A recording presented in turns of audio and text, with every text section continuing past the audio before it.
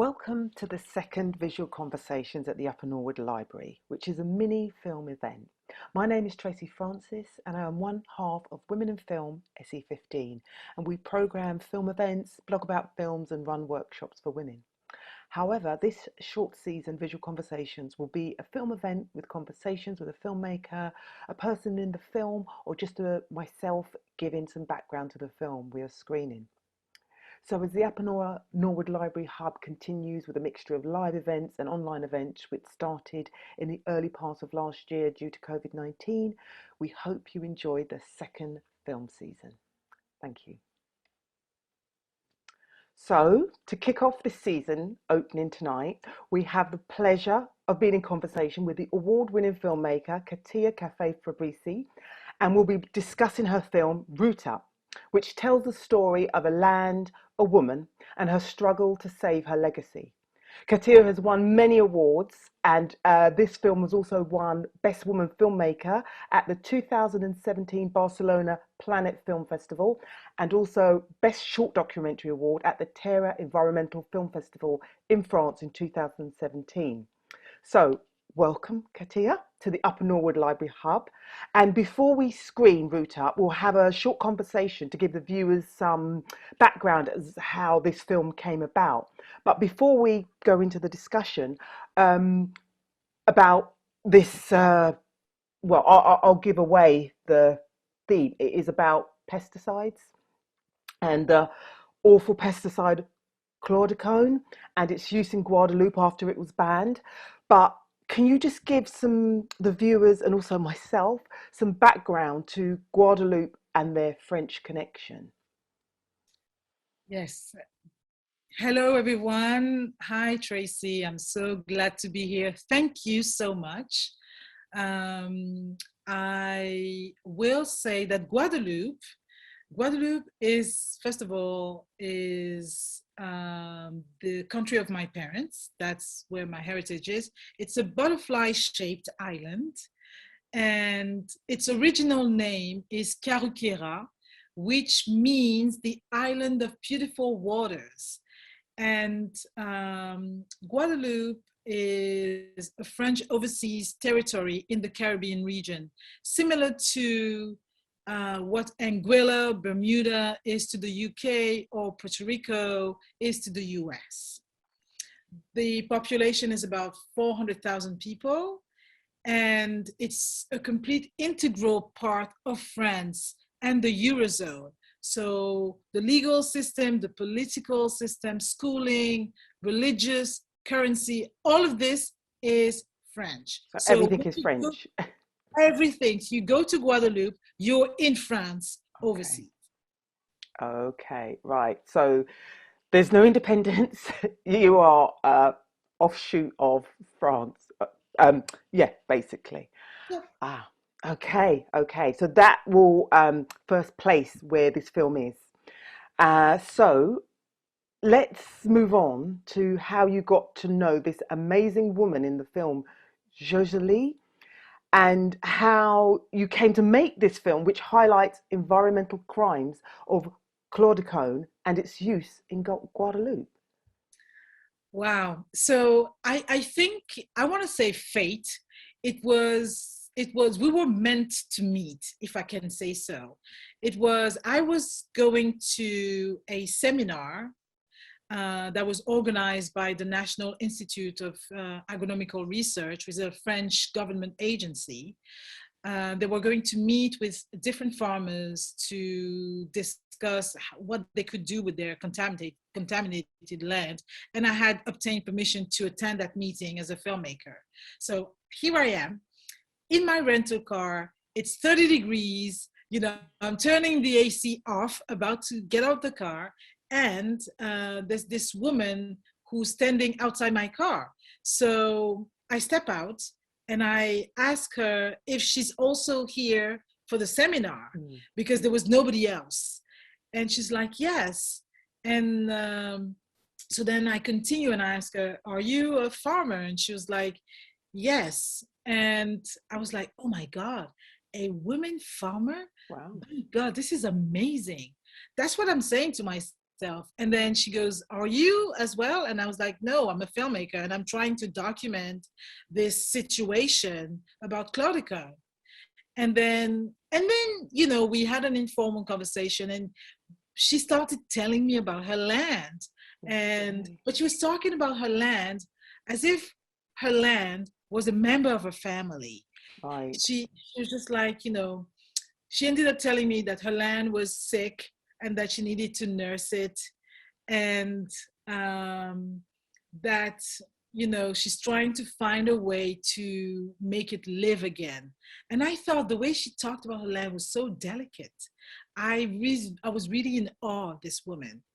And then eventually, after speaking for about 10 minutes, she said, you can come and see my land if you want to one of these days. And I was just like, you would do me the honor? Would you accept that? And she's like, yeah, sure. But the one thing you must know is that I talk to my land. I pray to my land all the time. So don't be surprised if when you come, you see me talking to my land, because I need to honor it. That's really interesting, because when you watch your film, you see this connection, because that's what drew me to this film. This woman and her land, it's I'm not even sure of the right words to describe it, but you can feel her connection. It was, yeah, it was beyond. It was her, almost like her ancestors talking to her as she was in her land, and you managed to capture that, how you filmed and everything. But yeah, sorry, carry on. No, it was like, I'm from Guadeloupe, but I was born and bred in Paris. So I grew up in the city, and I would only go to Guadeloupe during, the summer holidays. So my relationship to land is very different. It's like, I remember the very first time I actually prepared to go and see her land, I just sprayed myself with mosquito repellent, and not because of the mosquitoes, I'm embarrassed to say, is because I knew the land was contaminated, and I thought, Right. maybe this will protect me, because this poison is colorless. There's no smell. You can't see it. So maybe this will protect me somehow. This was ridiculous, but that was my way of trying to reassure myself. And then I discovered this huge, like 5 acres of land, Yeah. that she actually called her garden. I know it's, I think when people see the land, they will just kind of a bit of an intake of breath. So when we see Joselie on her land, and it is so lush and beautiful, and we can see so much food that some of it can't be used. And did your film help bring awareness of this environmental crime that is still having an impact today? Because I've read articles that show the statistics of how unnaturally high cancer is in Guadeloupe due to this chlordecone, which, you know. And it is unnaturally high. And of course, the French government is denying and not taking any responsibility, saying that, it's unlikely that there's any correlation between the two. I happened to be in Guadeloupe in 2018 when there were like senior members of medical the medical team addressing the population, talking all the mumbo jumbo, things that made no sense, trying to convince people that there was no relation. But in terms of creating awareness, I mean, I will say that the film was released in 2017, and it toured the world. It did. I was very surprised, considering it was a low budget film, very low budget film, that I shot myself actually. It enabled to have so many conversations, and the reason why people related to it was because it was somebody's story. They related to the fact that this was like an everyday person dealing with an everyday issue. There was no expert, trying to explain or convince of anything. And as a matter of fact, in March 2021, a couple of months back, there was a huge demonstration in Martinique, because Martinique was even it was like even more hit than Guadeloupe, and because there were more banana plantations. So I use the word plantation on purpose because that's what it is, Right. unfortunately. And so this demonstration was basically people were saying that they needed to have traceability so that they can grow organic food to Mm. feed themselves. Because it must be mentioned that this is a poison that will stay for the next 25 generations, 700 I mean, years. that just seems utterly it's I say appalling. It's just disgusting. It's awful, and to actually try and convince people no, when actually when you see that land and the food that can grow and how you can feed the people of Guadeloupe and export some as well, but it can feed the people this is what we're all about being organic and environmental. And then you see this kind of environmental crime. It's so shocking. And the lack of responsibility, the lack of actually trying to make amends, because to deny it is just so wrong. And I think it's really important with this film, actually, for me, it's heightened my awareness, to another level about some of these countries that I'm not as aware of things are. You just presume things are, environmentally okay. So, and I think that's, for me, it really highlighted that. I will say that when I did some research about chlordecone, first of all, it was very difficult as I started, to do research for the film, and there was a lot of backlash. It was like, you cannot be talking about this thing that is going to hurt tourism, Mm, so and that's one of the reasons why I focused on telling somebody's story so that mm, I would not be, uh, endangered, basically. yeah, And so for people who don't know, the dynamic in Guadeloupe and Martinique is that 95% of the island's wealth is owned by the descendant of the slave owners, right, and they are they don't need to worry about their land. Their land is not contaminated because the bananas were grown in a different side. So it's like, their parents, grandparents are the ones who were able to go to straight to the Elysee, like the yeah. presidential office, and request a derogation, and they obtained it. And now it's like, there are some stories told about Claudicon, but there are not that many stories that actually show the impact. Yeah. And one of the reasons why, I don't want to skew people's opinions about the film, but I just want to say that one of the reasons why the film was well received is because it was talking about the experience of a, regular person Mm. who who looked like a lot of regular people in Guadeloupe trying to grow their own food to feed themselves, and to see that she actually had to destroy majority of a field Yeah. because dashing are so, like, you can't eat them anymore. Yeah. There's so many, like, ground provision that's Mm. I done, mean, gone. the politics around it is, we could go on to another whole discussion about it. But I think going back to Joselie, it is so, I think, empowering for her to have her story told. So in a way, almost forget the politician, forget all those people, what they've done. We're going to focus on her and bring this story out, and then other people can hear it.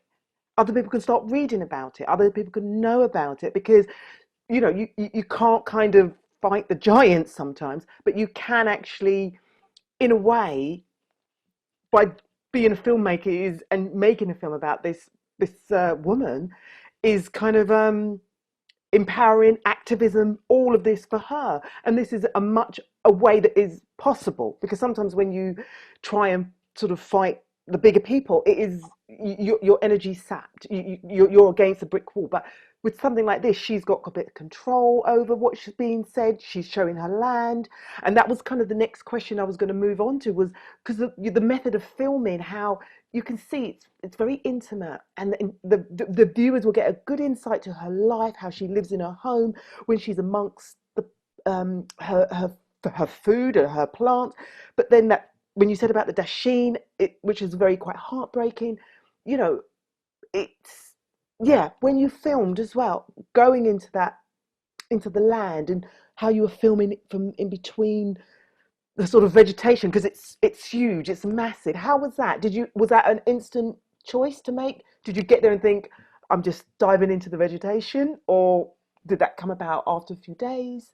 So I filmed over the duration of 2 months. Okay. But before I filmed, I took the time to build to develop a relationship with Josie. And I went to visit her. So the idea was just like, the deal was for me to get to know the land. It was like, I will allow you to make a film about my land if you allow me to reconcile you with your land in Guadeloupe. So that was our deal. And I spent every Saturday for 2 months from 8 a.m. until 6 p.m. with her without my camera. Right. We would just, she would take me to the river, she would take me, and we would have walks, we would sit down and talk. And she just, told me her story, how this land, which was something unique. She was able to trace the origin of the land from slavery days. Yeah. Which is not something that many of us in the Caribbean, in Guadeloupe, could do. And so once I brought my camera and I had my sound person with me, she said, it's too crowded. There are too many people. And I was like, but it's just the two of us. She said, no, it's too crowded. There are too many people. So I had to learn how to take sound and film myself. And it was just me. So I was a one-person crew with my camera. And I would go with her. She would not wait for me. I basically had to, to go with her. And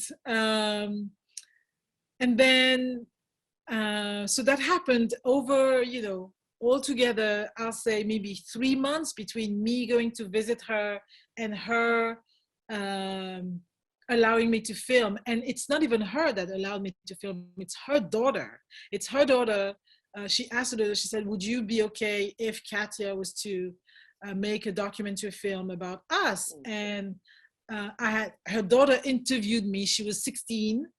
She interviewed me, and then she went to her mom and she said, yes, she can. And that's how I got into the family, You can tell that there is a definite relationship when you watch the film. You can feel, yeah, because I think there's a scene when she's in the kitchen, she's talking, and I just thought you wouldn't just let anyone film you in that space like that. It was a very, very intimate, personal. You can feel there was a relationship and a bond that had developed. And I struggled with the visual looks of the film for a while, because I thought, this is overexposed and this and that. And then I thought, you know what? There's no time for me to do my settings, because it's now that I have to, it's now that she's talking. I think as well, you capture the urgency of this problem.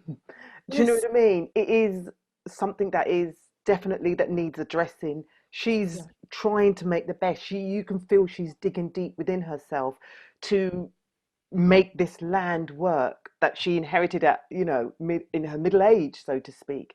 And I must say that I met her 2 weeks after she had found out that her land was contaminated. And a few months before, maybe 5 or 6 months before, her father had passed away, Right. and had given her the land. That's how that was a patrimony. She inherited the land from her father. And so the whole film was about her processing. That's it. Yeah. Yeah. That's it. And doing what she did with limited means. And also, I must say that in our moral contract, she asked me just one thing. She said, I will talk to you. I'll tell you everything. I just don't want you to capture me crying on screen. Right. And I gave her my word. I Mm. said, I want you to be proud of this film in the same way that I'm going to be proud of this film. Yeah. And trust me, there were some times, with all these Saturdays that we spent together, there were some times we were laughing, there were some times we were crying together, because it was very overwhelming. But every time I felt that it was not the good time, just thinking about it, I'm just, Yeah. I just turned off the camera, and that was it. She seems like a woman who, she's giving you her trust, and she's just saying, just one thing, okay? I know you're a filmmaker and it's your career, but I'm asking you as a friend. And like you use the words, that moral contract, which for me is actually bigger than a contract, because it goes deep within, and Yes. everything about the film is about emotions and connections and your history, all of those things tied in. So when she got the land, she got it midlife. She could she have turned it down? Could she have said, actually, I'm going to carry on? Was it a seamstress she was before? Could she have said, look, I don't know if I can take this acres on. It's a bit much for me, and I'm midlife. I don't know if I want to be doing all this digging. Well, to her, it was like she used to live in France, and then she'd come back home. And to her, it was just like, this land is part of my family that's been passed on to me. I'm going to pass it on to my kids. I can't just let it go. Mm, But when she did decide to take this challenge on, she didn't know no. the land was contaminated. So she did a training to learn how to cultivate and all that kind of stuff. And then she found out, as she was getting ready to get her permits, she found out it was contaminated. She got land tested, and that's how she found out. Mm, And then it was like, what should I do? But in the what should I do, it was never, should I give it up? It mm, was, what should I do with it? What should I grow on it? Never am I going to give it up. right. She has this connection with her land that is, she was like, I will never go anywhere else. This Mm, is this is my this is my heritage. This is where my family has grown. My father has made something with this land, so I will too. yeah, it's almost like it's, as you say in the information, it's her legacy. It's Yeah, and it's almost like there was never a question of a decision. There wasn't a crossroads. I knew I was going to take this on. Obviously, the contamination of land just was like a throwing a spanner in the works, but she just learnt to overcome this and made the decision to just basically work with what she's got. And it's amazing. It's really lovely to hear her story, because as I said, I haven't really seen something like this, and for me, I just thought, oh, this a life change as well, because as I said, this came to her midlife, and yeah, you've captured a woman in her home, in her land, and it really Thank you. definitely comes across. Um, Before we screen the film, can you let us know what you're up to and where people can find you online as well? Well, I think, what am I up to? I keep busy. This is, this is like, the pandemic is real. but I still do a lot of work. I work both in film and theater. So right now, currently, I'm in New Brunswick, which is another province of Canada, getting ready to shoot a TV series.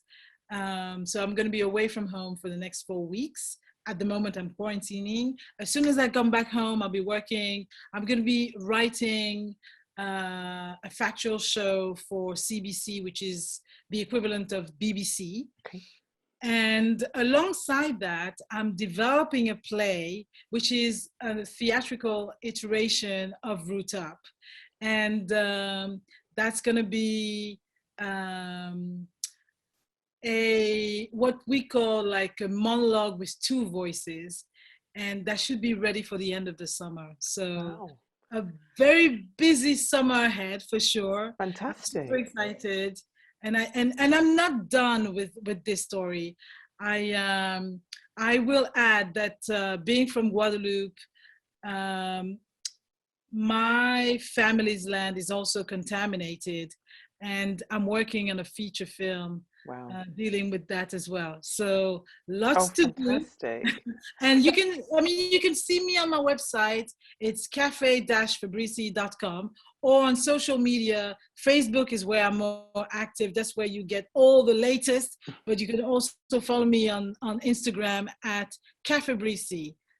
And yeah, that's it. Oh, that is fantastic. And I'm glad to hear that this is like the beginning. Root Up is the beginning of something which is really lovely. And I just think the power of a short film, what it does, is amazing. So thank you so much for, allowing us to have this conversation, because you are a busy filmmaker, and for allowing us to use your film for the opening of our Visual Conversations season 2. So Katia, thank you so much, and let's enjoy Root Up. Thank you.